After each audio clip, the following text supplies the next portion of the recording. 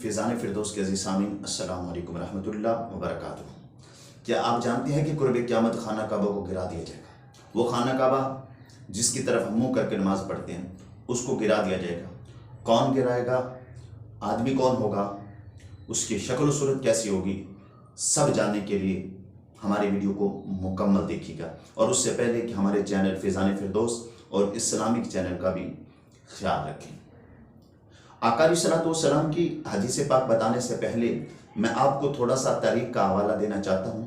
آج سے کئی سو سال قبل جب سرکار دو عالم صلی اللہ تعالی وسلم اس دنیا میں ابھی تک جلوہ گر نہیں ہوئے تھے، اس سے پہلے ایک بادشاہ جو یمن کا تھا، وہ اپنی فوج کو لے کر خانہ کعبہ کو گرانے کے لیے نکلا تھا، لیکن اللہ تبارک و تعالیٰ نے اپنے گھر خانہ کعبہ کو محفوظ رکھا تھا۔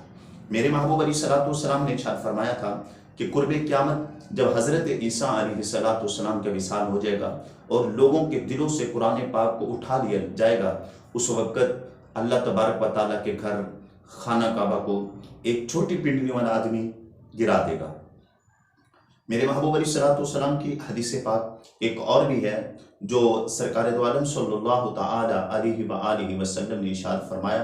ابو داؤد کی حدیث پاک ہے، آقا علیہ السلام نے ارشاد فرمایا، جب تک آل حبش تمہیں چھوڑے رکھیں تم ان کو چھوڑے رکھو، کیونکہ اس لیے کہ آل حبش میں سے ایک آدمی جس کا نام ذو السویقتین ہوگا، وہ خانہ کعبے کے تمام خزانے اٹھا لے گا۔ اور بخاری شریف میں تو جہاں تک میرے محبوب علیہ السلام نے ارشاد فرمایا، میں دیکھ رہا ہوں، کتاب الحج کی حدیث پاک ہے، باب و حد بالکعبہ ہے، میرے محبوب علیہ السلام نے ارشاد فرمایا، میں دیکھ رہا ہوں کہ ایک چوڑی پنڈلی والا آدمی رنگ کا کالا خانہ کعبہ کے ایک ایک پتھر کو اکھاڑ کر پھینک رہا ہے۔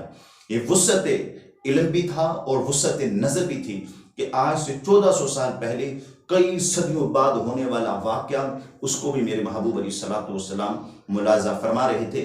جو قرب قیامت پیش آنا ہے، آقا علیہ السلام اس کو بھی ملاحظہ فرما رہے تھے کہ میرے محبوب علیہ السلام کا علم بھی ہے اور میرے آقا علیہ السلام کی نظروں کا کمال بھی ہے کہ کئی سو سال بعد ہونے والے واقعے کو آج سے کئی سو سال پہلے بتا کے چلے گئے ہیں کہ میرے محبوب نے فرمایا، کالے رنگ کا آدمی، چوڑی پنڈلی والا آدمی، وہ خانہ کعبہ کے پتھروں کو گرا رہا ہے۔ ایک اور حدیث پاک ہے، میرے محبوب علیہ السلام نے ارشاد فرمایا، اہل حبش کا ایک آدمی جو رنگ کا کالا ہوگا، اہل حبشہ کا ایک آدمی نہیں، اہل حبش میں سے ایک آدمی جو رنگ کا کالا ہوگا، چھوٹی پنڈلی والا ہوگا، خانہ کعبہ کو گرائے گا، خانہ کعبہ کا غلاف بھی اتارے گا اور خانہ کعبہ کے جتنے بھی خزانے ہیں وہ سارے کے سارے اٹھا لے گا۔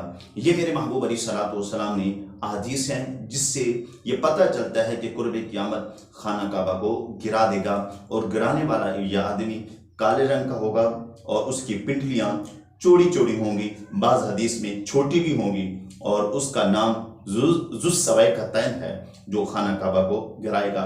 ذو السویقتین چوڑی پنڈلی یا چھوٹی پنڈلی والے کو کہا جاتا ہے۔ وہ کعبہ جس کی طرف ہم نمازیں پڑھتے ہیں، وہ کعبہ جو ہماری آنکھوں کی ٹھنڈک ہے، وہ کعبہ جو ہمارے دلوں کا سکون ہے، وہ کعبہ جو ہماری آنکھوں کا قرار ہے، وہ کعبہ جو ہمارے دلوں کا چین ہے، قرب قیامت اس کو گرا دیا جائے گا۔ جب اللہ کسی نشانی کو گرا دیا جائے گا تو پھر قیامت برپا ہو جائے گی۔ ہماری ویڈیو پسند آئے تو ہمارے چینل کا خیال رکھیں اور ہمیں بھی دعاؤں میں یاد رکھیں۔ اللہ